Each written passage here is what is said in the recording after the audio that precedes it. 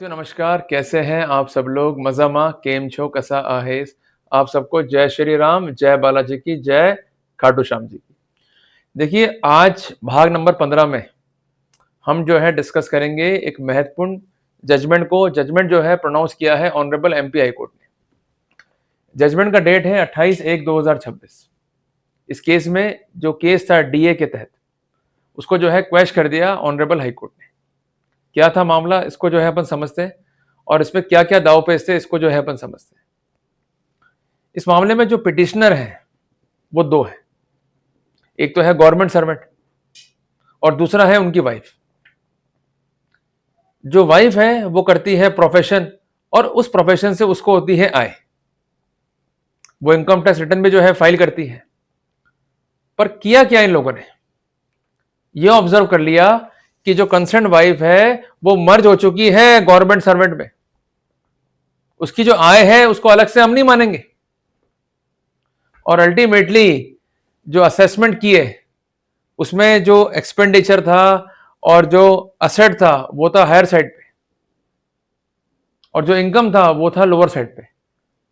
Wife कहती रह गई इनको कि मेरा भी प्रोफेशन है, उससे मुझे आय है, मेरे पास रिटर्न्स है, पर इन्होंने एक ही जिद को पकड़ के रख लिया कि आपकी इनकम को हम किसी भी रूप में कंसिडर नहीं करेंगे।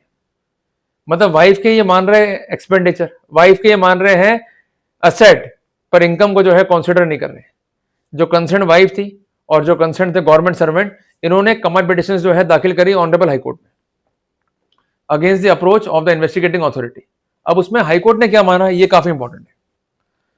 कहना यह था ऑनरेबल कोर्ट का, taking note of ratio decidendi of the aforesaid decision of honourable apex court.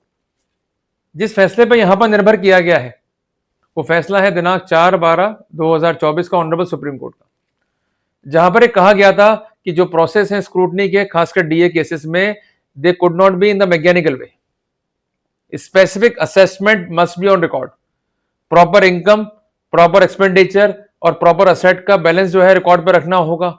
और ये किस प्रकार हुआ डिस्प्रपोर्शनेट, इस बारे में चर्चा करनी होगी आईओ को। अगर वो नहीं कर पा रहा है, he is doing the mere formalities while doing the proceedings of the assessment, तो entire proceedings void of initio है, प्रोसेस का अब्यूज है। उस केस में भी प्रोसीडिंग्स को जो है रद्द किया गया था और सेम वो स्थितियां जो है ऑब्जर्व हुई इस केस के अंदर भी।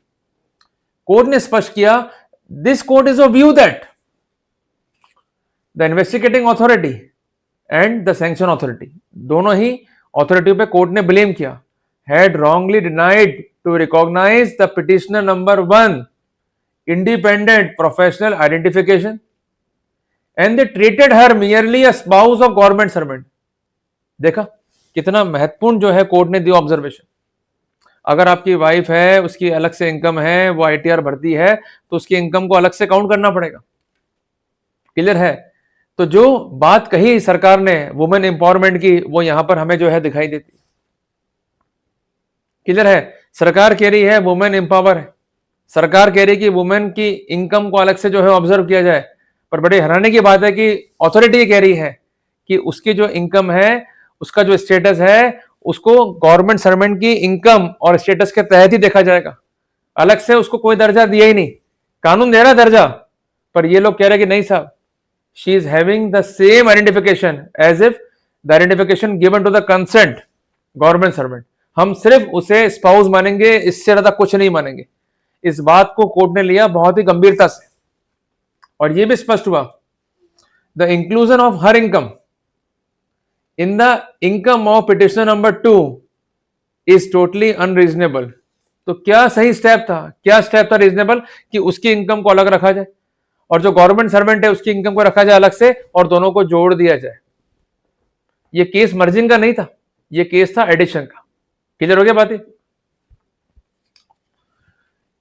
And the approach adopted by the authority concerning the same is not a correct assessment of the income of the petition number 2, as the sanction authority was required to apply its mind to the entire material placed before him and on examination thereof was required to reach a conclusion fairly and objectively and consistent with the public interest as to whether or not in the facts and circumstances of the case the sanctions could be accorded to prosecute the government servant।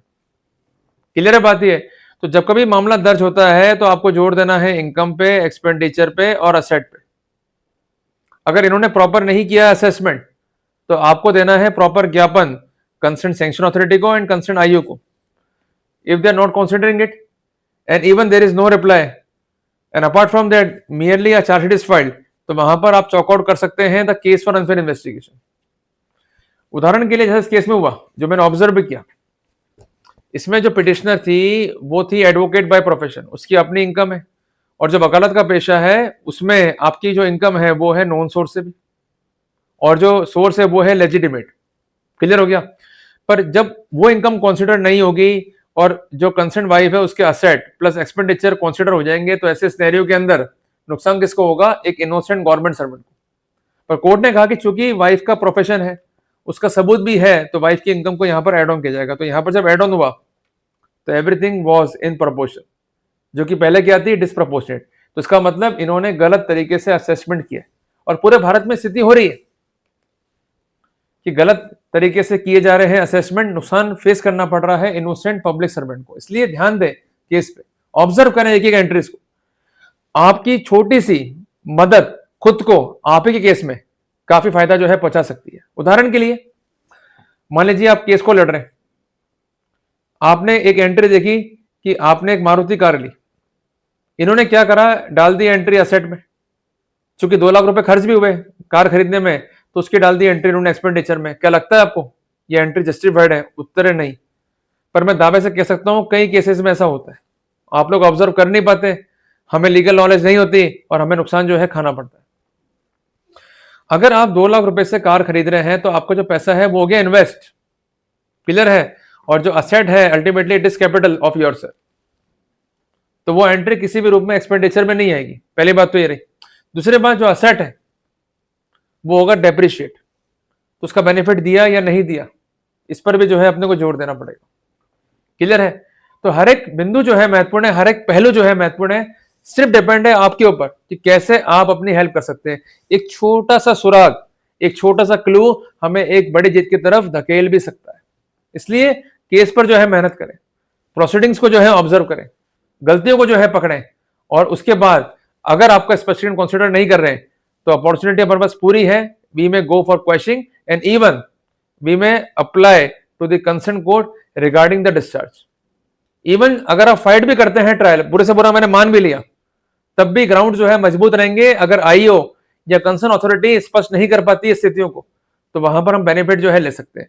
तो कुल मिलाकर के धारा 13 sub clause 1 sub clause ई के लिए ये स्पष्ट करना जरूरी है कि लोक सेवक के पास नॉन सोर्स से ज्यादा जो है असेट है, जो कि डिस्प्रपोर्शनेट है, और उसका कोई भी स्पष्टीकरण नहीं है लोक सेवक के पास में। अगर ये प्रूव नहीं कर पाएंगे तो वहां पर हम बेनिफिट भी ले पाएंगे। क्लियर हो गया अपने को?